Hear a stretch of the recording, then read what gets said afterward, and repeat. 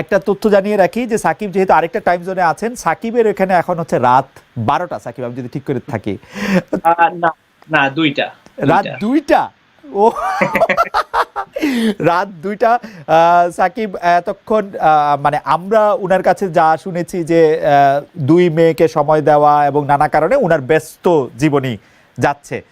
তারপর আমরা আমাদেরকে সময় দিয়েছেন, সাকিবকে অনেক ধন্যবাদ। তো সময় দেওয়াটা নিয়ে একটা ছোট গল্প আছে, গল্পটা আমি আপনাদেরকে একটু বলি। সাকিব আছেন সামনে, আমি অনেক মানুষকে ইন্টারভিউ করেছি আসলে জীবনে, বা অনেকে প্রশ্ন করেছি, কিন্তু সাকিব আল হাসান ব্যাপারটা এরকম আমার কাছে যে যখনই সাকিব আল হাসানের সঙ্গে আমার দেখা হয়েছে, আমি সাকিব আল হাসান একটা লম্বা ইন্টারভিউ করেছি আসলে 2016 সালে, প্রায় 3-4 ঘন্টা ধরে ইন্টারভিউ করে এটাকে 3-4 পর্বে টেলিভিশনে দেখানো হয়েছে। কিন্তু আমি সারাক্ষণই অনেক নার্ভাস ছিলাম, সাকিব আমাকে নার্ভাসনেস কাটাতে সাহায্য করেছে নানাভাবে, নানা কথা টথা বলে। এখনও আমি যথেষ্ট পরিমাণে নার্ভাসই আছি। এবং সাকিব যখন রাজি হলেন যে হ্যাঁ আমাদের সঙ্গে উনি কথা বলবেন, তখন আমার মনে আছে যে আমাদের প্রযোজক আরাফাত এবং আমি এটা নিয়ে আলোচনা করতেছিলাম এবং বলতেছিলাম যে সাকিব রাজি হওয়া মানে আমাদের জন্য এটা অনেক বড় ব্যাপার। কতক্ষণ পরে আমার কাছে একটা মেসেজ আসলো যে সাকিব আল হাসান তো আমাদের কাছে জানতে চেয়েছেন যে আমরা এর জন্য কত টাকা দিব। আমরা মোটামুটিভাবে আমাদের হজম হয়ে যাওয়ার অবস্থা যে আমরা তো সাকিব আল হাসানকে টাকা দেওয়ার মতো অনুষ্ঠান এটা না। তারপর আমরা বললাম যে একটা টোকেন টাকা আমরা দিই। সাকিব আল হাসান বলছেন যে হ্যাঁ টোকেন কোনো অসুবিধা নেই, কিন্তু টোকেন টাকাটা দিতে হবে সাকিব আল হাসান ফাউন্ডেশনকে, যেই সাকিব আল হাসান ফাউন্ডেশনটা সাকিব আল হাসান চালান এবং সেটা দিয়ে বিভিন্ন মানুষকে সাহায্য করে থাকেন। এবং সাকিব সেই ফাউন্ডেশনের ব্যাপারে কতটা প্যাশনেট সেইটা বোঝানোর জন্য আমি আসলে এই গল্পটা একটু বললাম। তারপর আমরা সাকিব আল ফাউন্ডেশন সম্পর্কে সাকিব আল হাসানের থেকে একটু শুনতেও চাই। সাকিব, আসলে ফাউন্ডেশনটা করার উদ্দেশ্য বা এই সিচুয়েশনের জন্য না, অবশ্যই ফাউন্ডেশনটা অনেক আগে থেকেই ফর্ম করে রাখা হয়েছিল। এটার মেইন উদ্দেশ্য ছিল অবশ্যই স্পোর্টস বেস, যেহেতু আমি স্পোর্টসের একজন মানুষ। সো এটার ফার্স্ট টার্গেট ছিল যে স্পোর্টস নিয়ে কাজ করা, একাডেমি কিংবা অসচ্ছল ক্রীড়াবিদ তাদের নিয়ে কাজ করা। যেহেতু আমার আসলে ওভাবে সময় হয়ে উঠছিল না, তো এটা নিয়ে আসলে ওভাবে কাজ করা হয়নি। এটা নিয়ে আরো দুইটা প্ল্যান আছে, যেটা হচ্ছে যে এডুকেশন এবং হেলথ, এই দুইটা সেক্টরেও এই ফাউন্ডেশনটা নিয়ে আসলে কাজ করার ইচ্ছা ছিল। সো এই বেসিক্যালি এই তিনটা সেক্টর নিয়ে কাজ করার ইচ্ছাতেই এই ফাউন্ডেশনটা তৈরি করা হয়। বাট এটা কখনো আত্মপ্রকাশ করেনি কিংবা এটার কোনো কাজও করা হয়নি, সত্যি কথা বলতে। কারণ আমার ইচ্ছা ছিল যে যখন করব আসলে খুব ভালোভাবেই করব। যেহেতু এরকম একটা প্যান্ডেমিক সিচুয়েশন আমাদের সামনে এসে গেল, বা এটা আসলে কারো তো হাতে নাই, এবং এরকম একটা সিচুয়েশন যেহেতু সামনে চলে এসেছে, তখন আমি আসলে ভাবলাম যে ওয়াই নট আমি আমার ফাউন্ডেশনের মাধ্যমে কিছু করার চেষ্টা করি, বা আমার সামর্থ্যের ভেতরে যতটুকু সম্ভব আমি এই খারাপ সময়ে যদি করতে পারি, আমার নিজের কাছে ভালো লাগবে, অন্যদের কাছে হয়তো ভালো লাগবে, অনেকে ইন্সপায়ার হবে কিংবা অনেকে সাহায্য হবে, সেটা বড় কথা না। সব থেকে ভালো জিনিস যেটা হচ্ছে আমার কাছে মনে হয় যে আমার নিজের কাছে ভালো লাগবে কিংবা নিজের একটা স্যাটিসফ্যাকশনের জায়গা তৈরি হবে। তো এই কারণে আসলে এই তাড়াহুড়া করে আসলে এটার আত্মপ্রকাশ করা, তা না হলে এটা আসলে ছিলই ফাউন্ডেশনটা, বাট কখনো ওভাবে আত্মপ্রকাশ করেনি। সাকিব, একটা জিনিস আমি একটু জানতে চাই যে এই বছরের শুরুতে না, 2-3 মাস আগে আমি যদি বলি, পাওয়ার আগে আপনার একটা ব্যবসা প্রতিষ্ঠান নিয়ে অনেক রকম কথা হয়েছিল। তখন আপনি একটি বড় ব্যাখ্যাও দিয়েছিলেন যে আসলে এই ব্যবসা প্রতিষ্ঠানগুলি তো সব আপনার পক্ষে এরকম করে দেখা সম্ভব না, প্র্যাকটিক্যালি এইটার মধ্যে আসলে আমরা আশাও করি না আপনি এটা দেখবেন। কিন্তু আপনি যেসব ব্যবসা বাণিজ্যে আপনার নাম ব্যবহার করা হচ্ছে বা আপনি যেগুলিতে জড়াচ্ছেন, সেগুলি আপনাকে আসলে বড় একটা চাপের মধ্যে ফেলছে কিনা? মানে আসলে তো ব্যবসা খুব সরল কথা না, বা আপনি একটা খুব ব্যবসায়ী মানসিকতার লোক কিনা সেটাও আমি খুব ভালো বুঝতে পারি না আসলে। আসলে যেটা হচ্ছে যে মানে আমি যখন ব্যবসার ভেতরে ঢুকবো কিংবা ব্যবসা নিয়ে চিন্তা করব, তখনই এইগুলো নিয়ে আসলে বলা সম্ভব।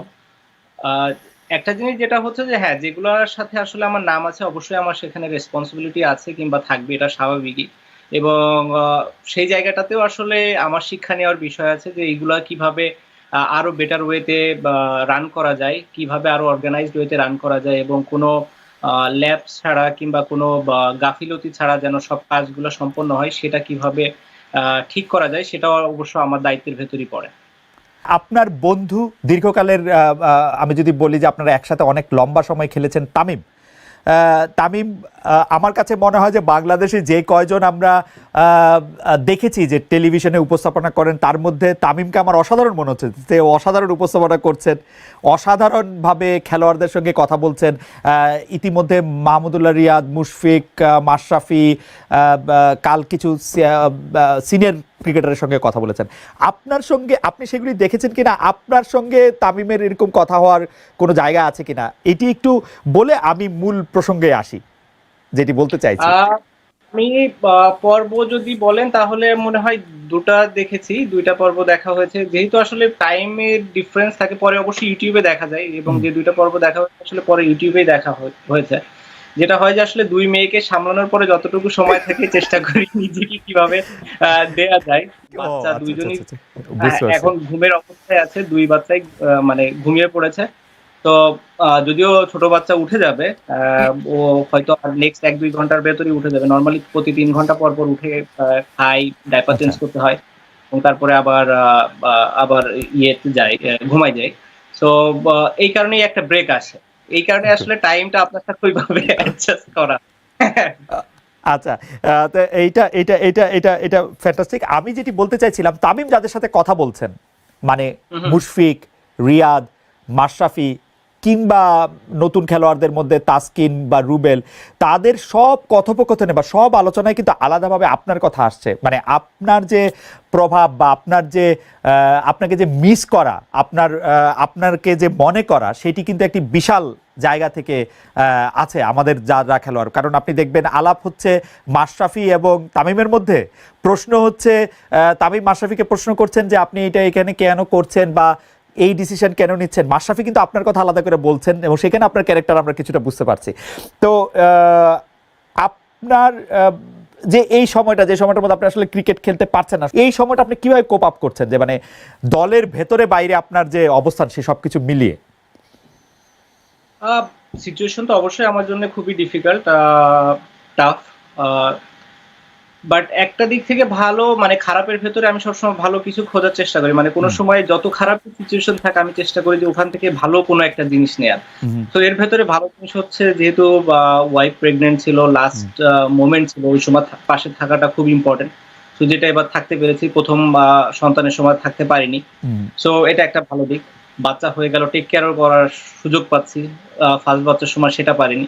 তো এই দুইটা খুব ভালো একটা পজিটিভ দিক। বাট স্বাভাবিকভাবেই মানে এটা তো মনের পেছনে সবসময় মনে হতেই থাকে যে না আমি খেলতে পারছি না কিংবা খেলতে পারবো না। হ্যাঁ, যদিও এখন কোনো খেলাই হচ্ছে না, আনসার্টেনটিতে আছে কখন খেলা শুরু হবে কিংবা কখন হবে না। বাট যখনই হবে তারপরেও তো আমি জানি না যে আমি আসলে, আমার টাইম তো আছে আরো প্রায় 6 মাস, 5.5 মাস, 6 মাসের মতো।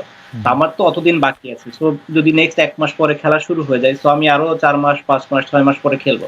তো ওই জায়গাটা তো অবশ্যই খারাপ লাগে এবং খারাপ লাগার মতোই বিষয়। বাট আমার কাছে মনে হয় এটাও একটা এক্সপিরিয়েন্স, শেখার অনেক কিছু আছে। আসলে অনেক সময় বা অনেক কিছুই আমরা অবহেলা ছলে দেখি কিংবা নেওয়ার চেষ্টা করি, যেটা আসলে নেওয়া উচিত না। আমার কাছে মনে হয় এই বড় শিক্ষাটা আমি খুব ভালোভাবে পেয়েছি। আপনার সাথে যখন আমার লাস্ট কথা হয়েছিল 2016 সালে, তখনও আপনি তার কিছুদিন আগে আপনার কিছুটা ব্যানের মধ্যে দিয়ে আপনি যাচ্ছিলেন, সেটি একটি অন্য কারণে, এবং তখন আপনি বলেছিলেন যে খেলা না থাকলে আপনার পক্ষে এইটা মেনে নেওয়া অনেক কঠিন, খেলাটা আপনি এতই এনজয় করেন আসলে। স্বাভাবিক, একটা প্লেয়ারের জন্য মাঠে আসলে থাকাটাই সব থেকে বড় ইম্পর্টেন্ট। মানে মাঠে না যাওয়াটাই হচ্ছে সব থেকে কষ্টের বিষয়। ধরেন আমি খেলছি, কোথায় খেলছি অত ইম্পর্টেন্ট না, আমি যে খেলছি এটাই আমার কাছে ইম্পর্টেন্ট। সো ওই জায়গাটাতে যখন আপনি যেতে পারছেন না কিংবা খেলতে পারছেন না, স্বাভাবিকভাবে অনেক অনেক খারাপ লাগার বিষয় এখানে থাকে।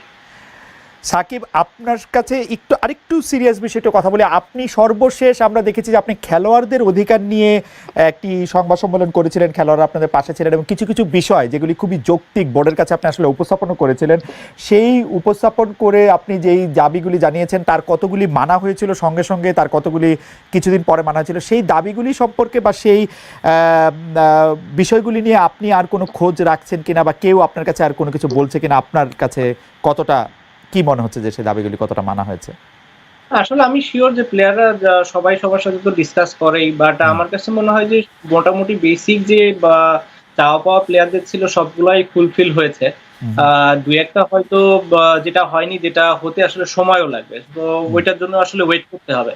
আর বাকি বেশিরভাগই চাওয়া পাওয়া তো আমার মনে হয় যে ফুলফিলই হয়ে গিয়েছে। এই কারণে প্লেয়াররাও সবাই খুশি, তারা এখন চায় যত বেশি খেলা হোক এবং মাঠে থাকতে।